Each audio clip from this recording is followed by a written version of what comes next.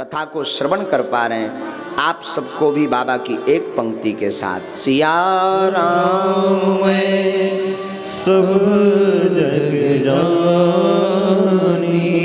भैया करो पड़ा जो जोग पा।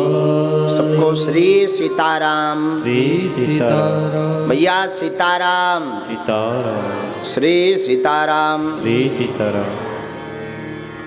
मूर्खो बदति विष्णाय धीरो बदति विष्णवे तयो फलम तु तुल्यं हि भावाग्राही जनार्दन। भैया शास्त्र कहते हैं मूर्ख व्यक्ति विष्णाय नमः कहता है, परंतु जो ज्ञानी होता है वो विष्णवे नमः कहता है। मूर्खो बदति विष्णाय धीरो बदति विष्णवे, जो ज्ञानी व्यक्ति होता है वो विष्णवे नमः कहता है। व्याकरण की दृष्टि से ओम विष्णवे नमः शुद्ध है। व्याकरण आचार्य की दृष्टि से ओम विष्णवे नमः शुद्ध है, परंतु बात यह है श्रीमान दयालु कि हकीकत बात यह है कि दोनों, एक कहते विष्णाय नमः, एक कहते विष्णवे नमः, परंतु दोनों का अर्थ एक ही होता है और फल भी दोनों को ही प्राप्त होता। मतलब अरे साधु जी, चाहे ओम विष्णाय नमः कहो अथवा ओम विष्णवे नमः कहो, आपका भाव प्रबल है तो ठाकुर जी आपकी बात सुनने वाले हैं, और आपका भाव प्रबल नहीं है तो कितनी भी आप वेद की रचाएं, शास्त्र के मंत्र, श्लोक, भागवत के श्लोक, गीता के श्लोक कितने भी बोलते रहो, कृपा होने वाली नहीं है। बोलो सीताराम। सीताराम। ना तो ठाकुर जी को विष्णुवे नमः से दिक्कत है, ना ओम विष्णाय से दिक्कत है। भगवान ना तो आपके शब्दों का उच्चारण देखते हैं। अच्छा, बड़ी दिक्कत तो यह है कि हिंदी खूब आती हो, संस्कृत ना आती हो। एक महापुरुष बड़ी अच्छी बात बोल रहे थे, बोले महाराज देखो, देव भाषा है संस्कृत। कौन है? देव भाषा है संस्कृत। एक बार एक व्यक्ति उनके पास आया, प्रणाम करके बोला महाराज आप हमें संस्कृत सिखाइए। तो महात्मा बोले भाई संस्कृत क्यों सीखना? बोले हमने सुना है कि स्वर्ग में संस्कृत बोली जाती, तो हम चाहते हैं कि संस्कृत सीखें ताकि स्वर्ग जाएं तो वहाँ देवताओं से, स्वर्ग की अप्सराओं से बात करने के लिए हमारे पास भाषा, लैंग्वेज होनी चाहिए। तो महात्मा हंस पड़े। महात्मा बोले भाई गारंटी थोड़ी है कि आप स्वर्ग जाओगे, शायद अगर नरक गए तो। बोले उसकी टेंशन नहीं है, गालियों में हमने पीएचडी कर रखी है। हाँ, उसकी नरक अगर जाएं तो दिक्कत है, स्वर्ग जाएं तो दिक्कत है। स्वर्ग में क्योंकि हमको संस्कृत आती नहीं।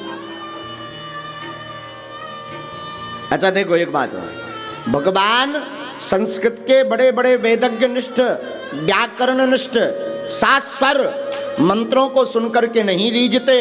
ठाकुर जी अपनी आपकी प्रेम की करुणामयी, रसमयी, भावमयी प्रार्थना को स्वीकार तत्क्षण कर लेते हैं, भले ही वो किसी भी भाषा में हो।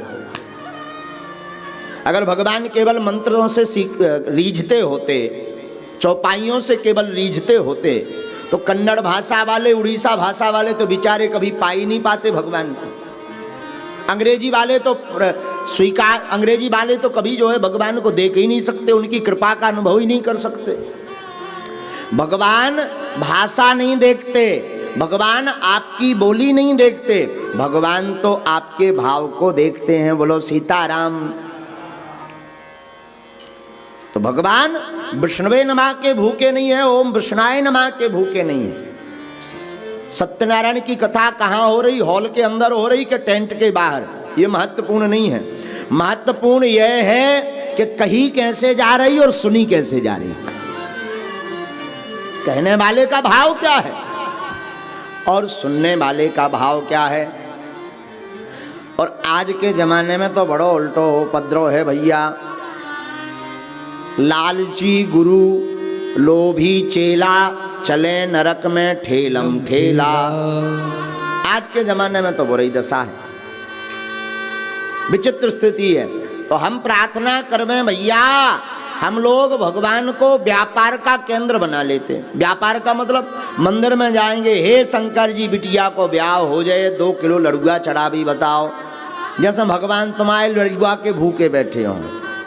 हे हनुमान जी बागेश्वर वाले बालाजी हमारी नौकरी लग जाए, नौकरी लग जाए तो हम तुम्हें केला ही केला चढ़ा भी बताओ। क्या बब्बाजू केलन के भूखे हैं?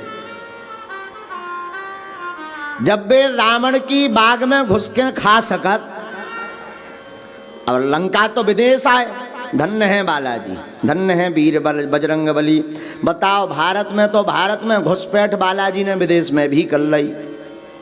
लंका में घुस के जब रावण के बाग में जाके वे केरा और फल खा सकत, फल खाए सो तरु तोरे लागा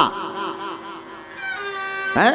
फल खा रहे हो, पेड़े उखाड़ दो तो कहे भारत में तुम्हारे बाग में नहीं घुस सकत, तुम्हारे फ्रिज से केरा नहीं निकाल सकत है। अरे भैया, श्री बालाजी, श्री राम जी, श्री हनुमान जी आपके फल के भूखे नहीं, आपके मिष्ठान के भूखे नहीं। तयो फलम तु तुल्यम ही भावाग्राही जनार्दन।